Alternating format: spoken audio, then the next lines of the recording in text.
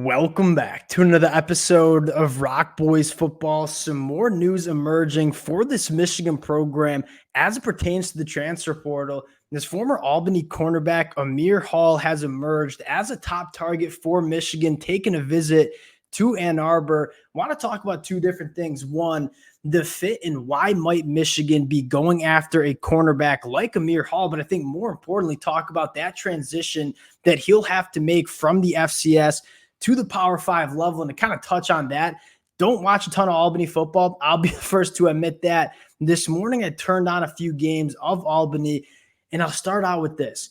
From a physical trait standpoint, this kid looks like he should be playing at the Power 4 level, right? You look at him playing at the FCS level, he just looks a little bit different. He's dominated the FCS landscape.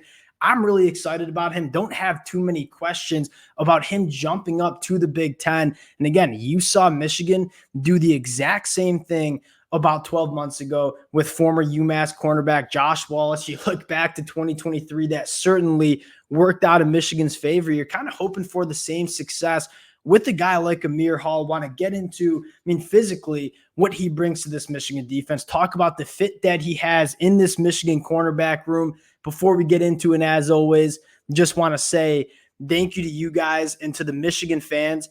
I can't thank you guys enough for rocking with the boys. Many of y'all know I'm a massive Michigan fan, not a program across the country. I love talking about more, and the amount of support you guys have shown the boys truly does mean a lot. If you guys do enjoy the content, consider subscribing to the channel. Much more importantly, would love to hear some of your takes in the comment section. And without further ado, let's get into Aamir Hall. And I want to start with, what he brings to this Michigan defense. You turn on some Albany film, long and athletic. And that is exactly what you want in that cornerback room. And again, he looks like a Power 4 cornerback.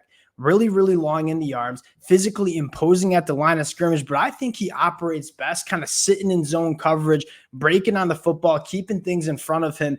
Very, very twitchy for that 6'1" frame. He gets his hands on a lot of footballs. And you kind of talk about why Michigan might be going after someone like Aamir Hall. And I think it starts with the experience that he brings to this Michigan cornerback room, where you look at this Michigan cornerback room, and we've been very vocal that we like this young cornerback room. Obviously, you got no questions on one side of the field with Will Johnson.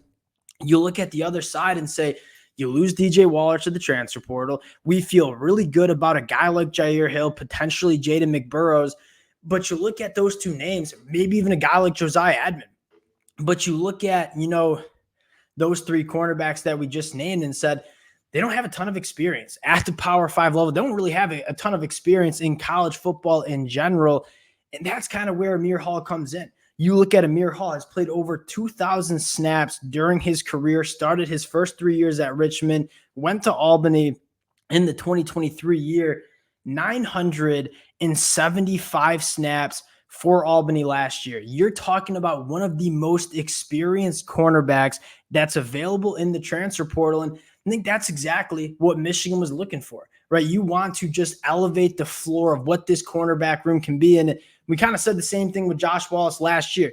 If Aamir Hall gets beat out by a guy like Jair Hill, you feel pretty good about what Jair Hill is going to be for this Michigan cornerback room. And start taking a look at the numbers from a guy like Aamir Hall. Had faced 100 targets last year at Albany. That is one of the more active. That's probably one of the most targets I've seen a cornerback face in 1 year. Only gave up 62 catches, 14 forced incompletions, 5 interceptions. He gets his hands on a lot of footballs. He makes those throwing windows extremely tight for quarterbacks, right? One of the things that really shows up on the film, and if he ends up committing to Michigan, we might have to do a little film deep dive on a guy like Aamir Hall. But number one is you have to be great to beat a guy like Aamir Hall in coverage, right? He is a guy that makes it extremely difficult for quarterbacks, forces you to throw into tight windows.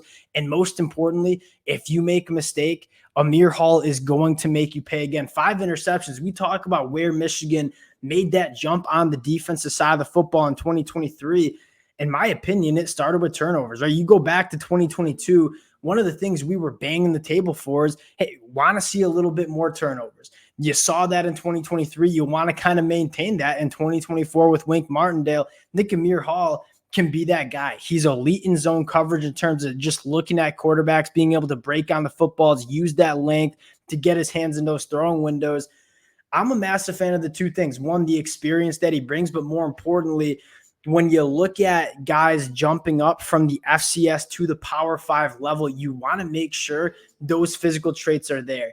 It doesn't take you that long to turn on a few Albany games and say, yeah, he looks a little bit different. He looks like he belongs on a Power 5 football field. I'm a massive fan of this one. Really excited to see how this one plays out. And just a little bit of an update. We talked about Javier Suggs. He's committing tonight, might be to Michigan. We'll hop on again if he commits to Michigan. But another update on one of my other favorite defensive back targets for Michigan, Cameron Brassard, who we talked about a couple of days ago in terms of being that long box safety. You take a look at the measurables. He's up to 6'3", almost 200, actually over 205 pounds, excuse me.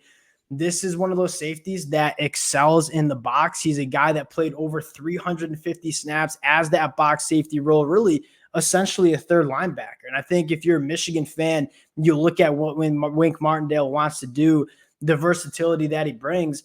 Cameron Brassard seems like a great fit. He's committing, it sounds like, later this week.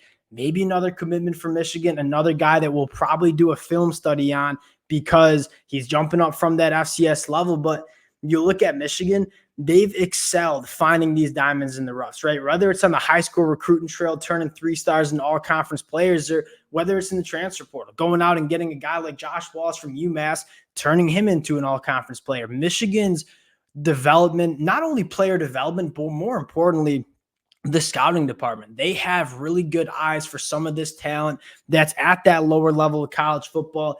Would love to see Michigan get these two done. We'll continue to keep you guys as updated as possible. Again, appreciate y'all rocking with the boys. If y'all do enjoy the content, consider subscribing to the channel. Might have some commitments to break down over the next couple of days, and we'll talk to y'all later.